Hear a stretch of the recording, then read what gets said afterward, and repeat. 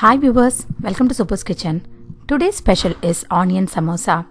Samosa is a popular Indian appetizer or snack usually served with tea or coffee for any parties. It is a deep fried or baked pastry with a savory filling such as spiced potatoes or onions. They are really crunchy and the filling makes us really tempting to have more samosas. Though potato-based filling is more common type of samosa, still in southern side, onion-based filling in samosa is very popular. Usually the outer core is made of maida, but I have used equal measures of maida and wheat flour to make it little healthier. Let's get started. Let's see the ingredients needed to make this crunchy samosas. Let's start with the dough needed for the outer cover. Take a mixing bowl and add a cup of maida. Add 1 cup of whole wheat flour, half a teaspoon of cumin seeds and half a teaspoon of ajwain or carom seeds, half a teaspoon of baking powder, half teaspoon of ghee, 2 teaspoons of oil and salt. Mix everything well so that they get nicely incorporated. Then sprinkle water little by little and make it to a smooth dough like the chapati dough. Again add a teaspoon of oil and knead it well for another 2 to 3 minutes and cover this dough and set it aside for 30 minutes. Let's prepare the filling. Take a mixing bowl and add a cup of thinly sliced onions. Add a cup of poha or the flattened rice along with 1 finely chopped green chilli, half a teaspoon of red chilli and 1 teaspoon of coriander powder and 1/4 cup of finely chopped coriander leaves and mix everything nicely. Add the 1 tablespoon of lemon juice and the required salt and mix it well. And our filling is now ready. We don't need to salt the onions for this samosa. It will get fried up when we deep fry the samosas. So now our filling is ready. Let's prepare the maida paste. In a small bowl, take a tablespoon of maida and add 3 tablespoons of water and make it to a paste consistency.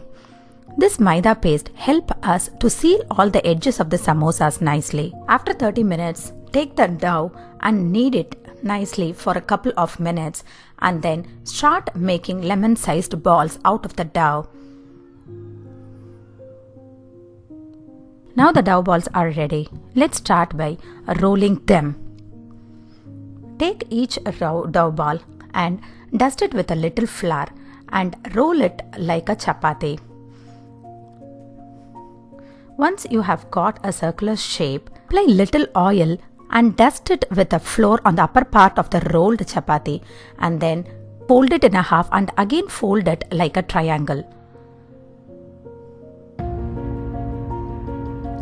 So once we got this triangle, again dust it with a flour and roll it again to a circular shape like this.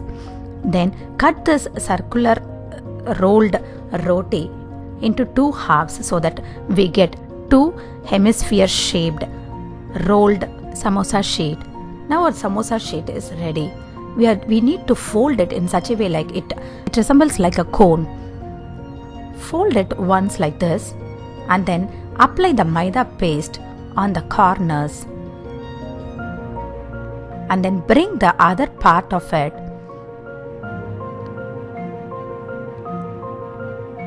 Make sure you seal the edges nicely with the maida paste so that the filling doesn't come out when we are deep frying it. Now again apply the maida paste on the edges so that it forms a perfect cone shape.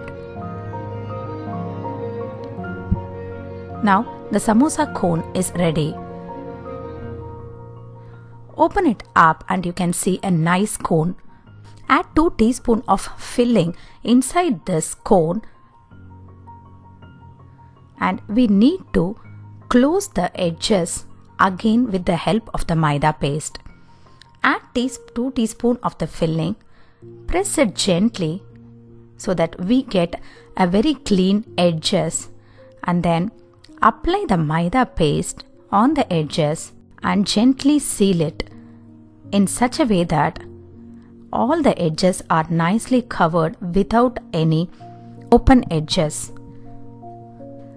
In the same way, in the similar fashion, prepare the rest of the samosa patties. Now our samosa patties are all ready to get deep fried in the oil. They are nicely in a triangular shape. Heat oil in a pan, and when the oil is hot, reduce the flame to medium and add 3 to 4 samosas at a time in a batch and deep fry them till they turn golden brown in color. If the corners and the edges are nicely sealed up, the filling will never come out when we are deep frying the samosas. When they turn absolutely crunchy and golden brown, remove these samosas from the oil and add the next batch of samosas.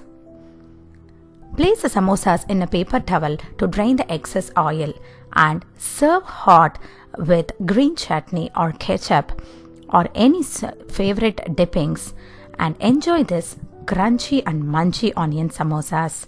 Few points I would like to share about this recipe. Do not overcrowd the samosas while deep frying. Frying in a low or medium flame is important because the samosa filling has to cook completely.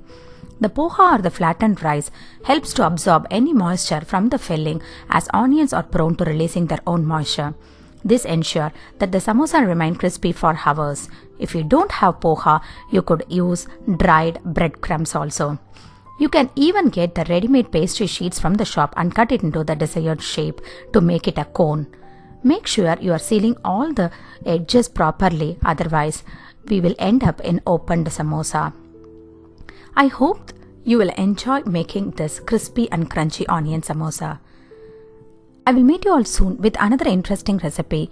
Please subscribe this channel for more upcoming recipes. Thank you.